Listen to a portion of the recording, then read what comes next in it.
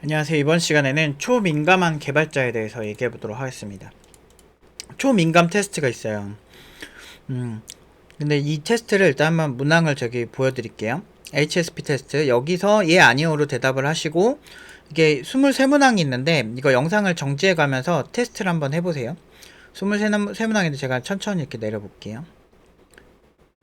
이 23문항에서 여러분들이 해당되는 게 있으시다면 예, 아니오로 하시고 천천히 내리면서 하나씩 보여드리겠습니다.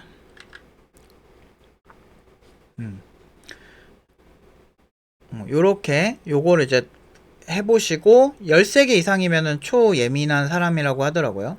저 같은 경우는 18개 정도 나왔거든요. 그래서 좀 예민한 편이다 라고 이제 볼 수가 있는 거죠. 그래서 이거를 기반으로 해서 한번 이제 생각을 해보시면 될 것 같고, 요 테스트가 나름대로 이제 예민함을 되게 나름 예민함에 대한 이제 세계적인 권위자가 만든 테스트라고 해요. 그래서 뭐 엄청 뭐 신뢰할 수 있는지 잘 모르겠으나 인간 자체를 MBTI든 모두 완벽하게 진단할 수 있는 기준은 없어요. 그 어떤 테스트라고 해도. 그래서 그런 경향성이 있다 정도로만 보시면 될 것 같고, 근데 이제 이걸 기반으로 해서 좀 얘기를 하면, 그러니까 인간의 다양성이라는 게 되게 다양합니다. 그래서 뭐 예를 들면 저 같은 경우는 소리에 되게 예민한 편인 거 있고, 그리고 뭐 음식 먹을 때도 음식에서도 약간 되게 제가 싫어하는 포인트들이 있으면 절대 안 먹어요. 그래서 그냥 먹다 뱉어버리고 막 이래요. 아무리 비싸도 그래요. 그래서 그런 경향이 있다 보니까 좀 확실히 좀 까탈스러운 게 있죠. 그리고 이제 일을 할 때도 어느 정도 제가 원하는 스타일대로 흘러가야 좀 직성이 풀리는 그런 느낌도 있고, 그래서 팀노바 같은 경우는 여러 그 학생들이 원하든 원치 않든 제 스타일이 강할 수밖에 없는 거고, 그리고 그러다 보니까 결과가 좋은 이유가 그런 스타일에 부합되는 친구들이 많으니까. 그러니까 안정적인 거죠. 안정적인 결과가 나올 수밖에 없는 건 당연히 이렇게 해야 된다라는 게 되게 강한 어떤 하나의 흐름이 있는 거죠. 근데 어떻게 보면 되게 예민하고 문제가 많은 사람이고, 제가 동경하는 사람들도 사실은 뭐 수다분하고 사람들이랑 잘 지내고 그런 인간관계에서 되게 잘 지내고 이런 분들 되게 많이 부러워해요. 지금도 되게 멋지다고 생각을 하고, 그런 사람들처럼 나도 살고 싶다라고 동경을 많이 했던 것 같아. 근데 어디 가서든 잘 자고 적응 잘하고 밥 잘 먹고 막 이런 여행 유튜버들 보면 외향적인 분들 많잖아요. 그런 분들 보면서도 많이 부러워하죠. 그래서 아, 진짜 저런 성격들이 있구나. 그래, 인간적인 매력이 있어, 그런 사람들이. 근데 저 같은 사람들은 물론 저를 좋아하는 약간 좀 독특한 분들 좀 계시긴 해요. 근데 그저 같은 성격을 또 좋아하시는 분들이 있어. 그 외향적인 사람들이 저 같은 성격 좋아할 때 있더라고요. 왜 그런지 모르겠어. 난 그렇게 별로 내 성격이 이렇게 매력적이라 생각 잘 안 하거든. 그래서 아무튼 근데 좋아하는 분이 가끔 있습니다. 특이 취향이신 분들이. 그래서 그런 분들 보면서 저는 제가 별로 싫은데, 근데 그런 사람들이 같이 일을 해볼 때 단점이 하나 보이더라고. 일을 잘 못해. 일을 못하는 사람들 진짜 많아. 그러니까 이렇게 어떤 그런 거 있어. 막 그 가끔 보면 사람들 사이에서 되게 좋은 에너지가 흐를 때 저처럼 초치는 애들이 와가지고 팩트 폭력을 하는 애들이 있거든요. 그럴 때 사람들이 댓글로 막 그러잖아. 지금 분위기 깨지 말고, 지금 여기에 수능해서 가야지. 네가 뭔데 그렇게 얘기를 해? 라고 이렇게 따지는 사람들이 있어. 근데 저는 그런 거를 못 참죠. 지금도 개발시장 분위기 되게 좋았을 때 그냥 그 분위기 좋은 대로 갔으면 되는데, 네카라쿠베 당도 사람들이 막 신봉하고 거기 코딩 테스트를 거기서 하기 때문에 무조건 그 사람들처럼 해야 된다 이렇게 얘기할 때, 저처럼 30년 가까이 31년 동안 코딩해온 사람들은 무슨 소리냐, 우리나라에서 그 네카라쿠베 당토에서 하던 코딩 테스트가 유행한 게 한 10년 정도밖에 안 됐는데, 그 이전에는 개발자들을 그러면 걸러내지 못했느냐라고 하면 잘하는 개발자들 졸라 많았어요. 저 말도 안 되는 기라성 같은 개발자들 졸라 많았어요. 뭐 예를 들면 옛날에 소프트맥스 막 이런 데도, 거기 이제 제가 게임스쿨 옛날에 고등학생 때 장학생으로 다녔었거든요. 근데 거기에 이제 선배들 중에 이제 마그나 카르타라고 있어요. 옛날 게임. 근데 그 당시에는 전설적인 게임이에요. 있어요. 창세기 전 만든 그 회사에서, 우리나라 이제 아무튼 탑티어 그런 회사였는데, 그 당시에 그때 거기서 리드 프로그래머 하는 개발자 선배분이 와가지고 막 얘기를 해주는데, 그 사람도 리드 프로그래머가 봐도 걔 지리는 천재 같은 개발자들 우리나라에도 많았어요. 진짜 말도 안 되는 사람들 많아요. 우리나라도, 그러니까 우리나라 이 플랫폼이 문제인 거지. 그래서 저처럼 예민한 사람들은 이렇게 비판을 할 줄 안다고. 그래서 그리고 이제 그 네카르코베 당토에서 하는 테스트만 그것만 연습을 해서 들어가는 게 위험한 게, 결국엔 안에 가서는 코딩을 해야 된다. 그래서 코딩 테스트랑 코딩은 많이 다르거든. 그래서 사실 기본적인 코딩 감각이랑 같이 가는 게 중요하다. 그래서 오히려 저는 중소기업에 보내서 코딩을 강화를 시켜서 일반적인 제품 만드는 어떤 포트폴리오 만드는 걸 더 강화시킨 다음에 거기서 연봉도 안 꿀리게 받아요. 뭐 네카르코베당도 초봉 막 5천, 5천 이럴 때, 초봉 5천 이럴 때 저희는 그 당시에 6천, 7천, 8천 갔어요. 그리고 5천 이상으로 다 갔고. 그래서 그런 뭐 성과급 얘기를 하는데 성과급 반고정이라면서 막 그렇게 책임지지도 못할 얘기를 해요. 지금 삼성 안 좋죠? 삼성 지금 성과급 반고정이에요? 안 그래요. 성과급 거의 안 나올 때도 있어요. 성과급은 성과급일 뿐이야. 성과가 잘 나왔을 때 주는 거라고. 지금처럼 삼성이 어렵고 이럴 때 성과급이 그 예전처럼 나오냐고. 회사가 안 좋을 때는 그럴 수밖에 없어요. 카카오도 주가 많이 떨어지고, 그리고 예전처럼 신이 많이 안 뽑고. 난 이거를 다 겪고 난 다음에 그렇게 했는데, 그런 식으로 막 악플 달고 이런 사람도 있었어. 근데 시장이 안 좋아지니까 그런 사람들 싹 사라졌어. 그러니까 이렇게 예민한 사람들 입장에서는 그런 사람들이 되게 피곤한 거예요. 왜냐면 책임지지 못할 말을 익명으로 하는 사람들이 그렇다는 거지. 근데 예민한 사람들한테 그런 게 다 피곤한 거죠. 그래서 저는 되게 안타까웠어요. 근데 오히려 시장이 안 좋아지고 난 다음에 팀노만 계속 안정적으로 계속 갔잖아요. 그 5천 이상 연봉으로 계속 가잖아요. 그러니까 이런 게 저처럼 예민한 사람들이 계산한 계산법이라는 거죠. 그러니까 그래서 저는 학생들을 볼 때도 이렇게 보면 예민함이 없는 친구들은 예민함을 가르쳐요. 그리고 오히려 좀 더 섬세하게 상황을 보게끔 만들어요. 그러니까 예를 들면 기술 분석할 때 진짜 개발자 중에 10중 8구는 꼭 이렇게 봐요. 그러니까 어떤 개발자들이 분석해 놓은 그런 블로그 글만 보고 기술을 선택하는 경우 되게 많아. 그건 아키텍트로서 성장할 수 있는 기회를 스스로 뺏는 거예요. 근데 예민한 사람들은 왜 이래야 돼? 마음에 안 드는데? 이런 게 있는 거야. 예를 들어 예민한 사람들은 호텔 가더라도 제 친구도 그렇고 제 친구들도 예민한 테스트를 같이 해봤거든요. 집에 놀러 와가지고. 그래서 같이 테스트를 해봤는데 다 졸라 높게 나온 거야. 그래서 한 친구는 서울대 석사까지 나오고 서울대 학사 석사, 한 친구는 연세대 고려대 섞어가지고 뭐 석사 학사 박사하고 교수도 있고, 한 친구는 수능 문제 출제하는 그 선생님들, 그 고등학교 선생님도 많이 가시거든요. 그런 수능 문제 모의고사나 그 문제 출제할 때 가는 그런 선생님, 나름대로 이렇게 손꼽히는 선생님이겠죠. 학력이 좋고 공부 잘했으니까. 근데 얘네들 일을 잘해, 공통점이. 근데 그런 거죠. 그래서 예민한 사람들이 세상을 바꾼다, 띵크 디퍼런트 하면서 스티브 잡스가 이런 영상이 있었죠. 한번 보여드릴게요.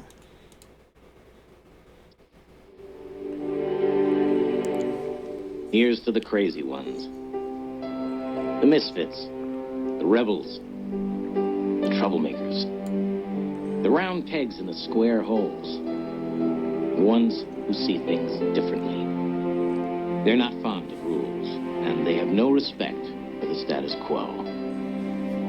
You can quote them, disagree with them, glorify or vilify them. About the only thing you can't do is ignore them. Because they change things. They push the human race forward. And while some may see them as the crazy ones, we see genius. Because the people who are crazy enough to think they can change the world are the ones who do.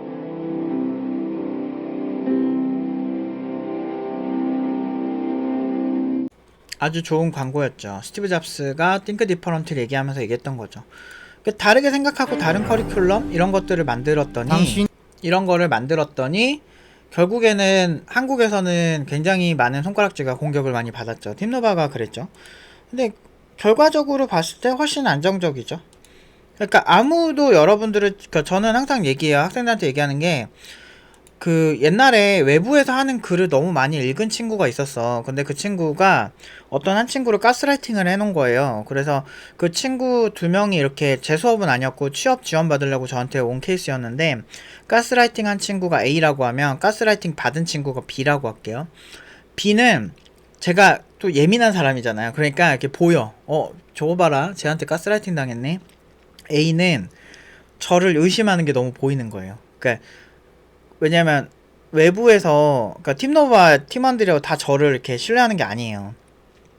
외부에서 팀노바 잘못됐다는 얘기 막 지어서 막 얘기 많이 하고 그러고, 막 팀노바가 마치 문제 있는 것처럼 막 그런 식으로 이제 선동을 하는 거죠. 그러니까 선동하는 거는 되게 쉽습니다. 뭐 예를 들면 제가 1대1 교육을 한다 그러잖아요. 그런데 이게 어떤 친구들한테는 피드백을 되게 세게 해요. 어떤 친구들한테 되게 피드백을 세게 하는, 둔감한 사람한테는 좀 예민함을 교육하느라고 오히려 피드백을 되게 세게 합니다.